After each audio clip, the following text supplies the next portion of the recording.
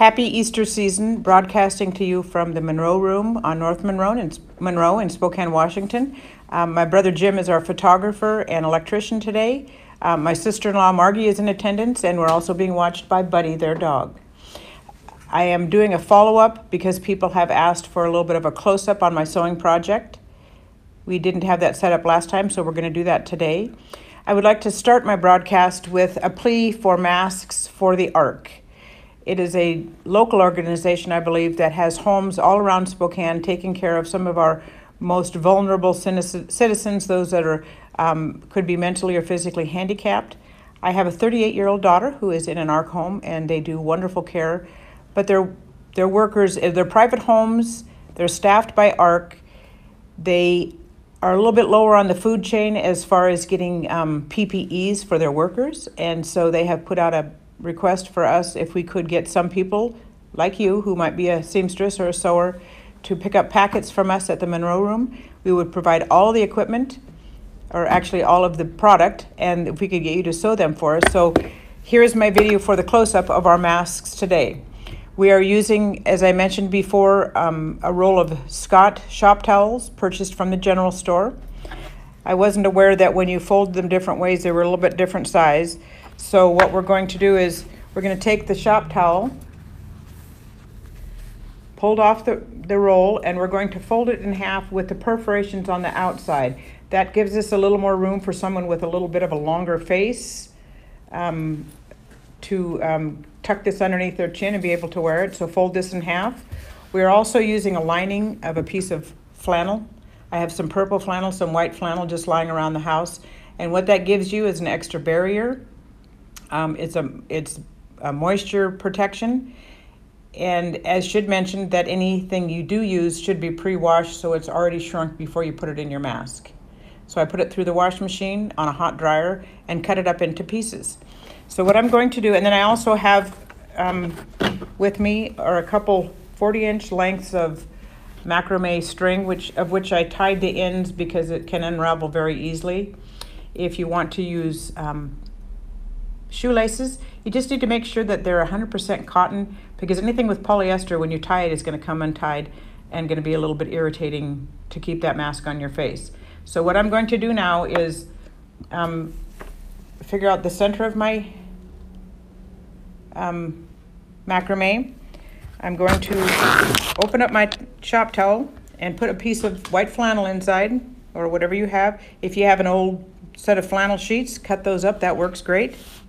I'm going to lay that at the fold, and then I'm going to put my piece of macrame at the top of the fold, coming out either end. I'm going to put a pin there just so that I'm sure it stays in place. You don't have to sew through it in this step, because you'll do that later, but you just want it to stay up towards the top part of the mask. So another pin here. Don't pin yourself. Like this, and then I'm going to sew right along the very top of my mask with my 1/4 inch presser foot right up against the cording. A couple of reverse stitches for security.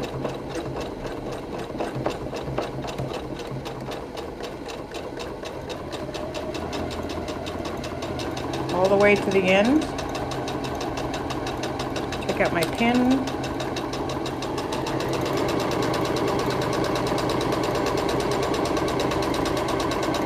A couple of backward stitches.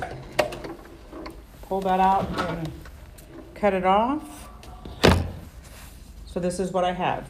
Now I'm going to open up the bottom of my mask, take my second piece of cording, and lay it across the bottom. It doesn't have to be right across the bottom, because you're going to put a dart in it.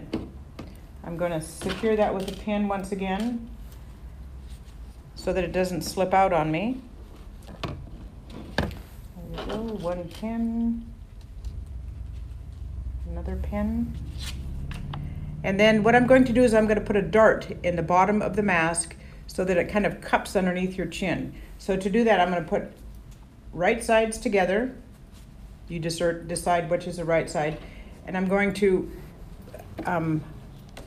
maybe about a half of an inch, 3/4 of an inch from the edge. I'm going to start up, a couple of backward stitches at an angle, make a beeline for the center, back tack, pull it out. You have secured your cord in there, and you have a little bit of a dart that's going to go up underneath your chin. Now you want to make your sides a little bit, put a little bit of a dart or a fold in the sides. So I did that, keeping my bottom cord in place. I'm going to sew through all the material and the cording, which is what keeps it secure.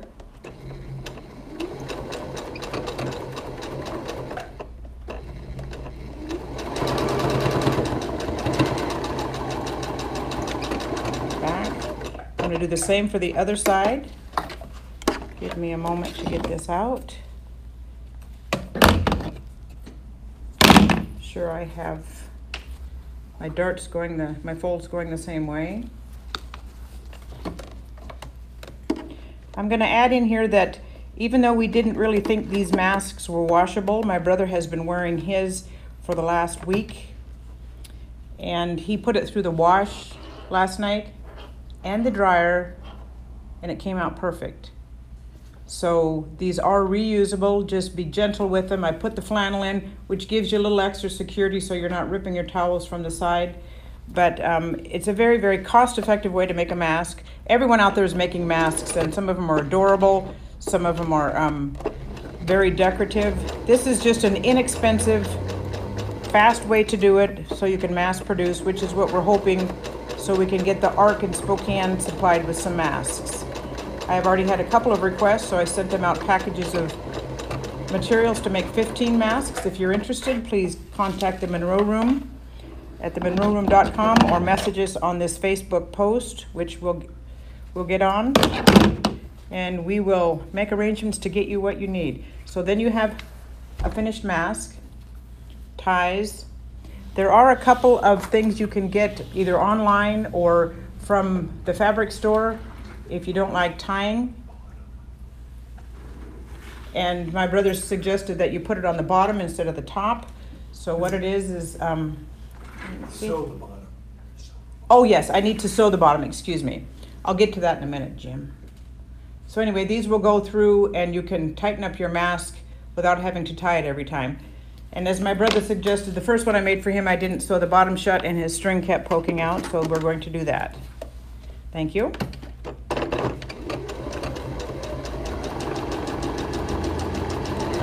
we go, all the way through the dart. Tuck it up there so you can get to the edge.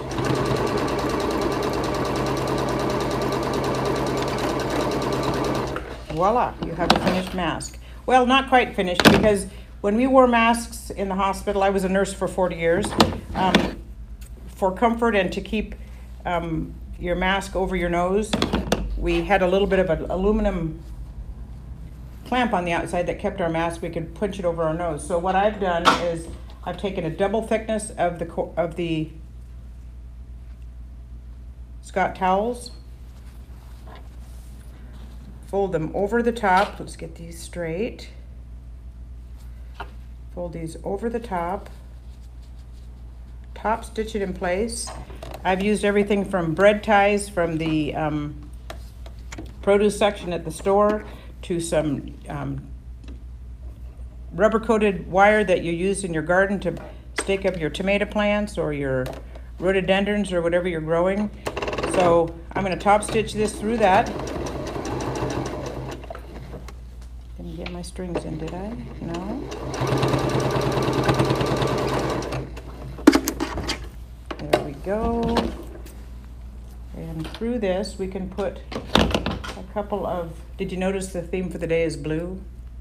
Anyway, we're going to take, you can use 1, 2 bread ties,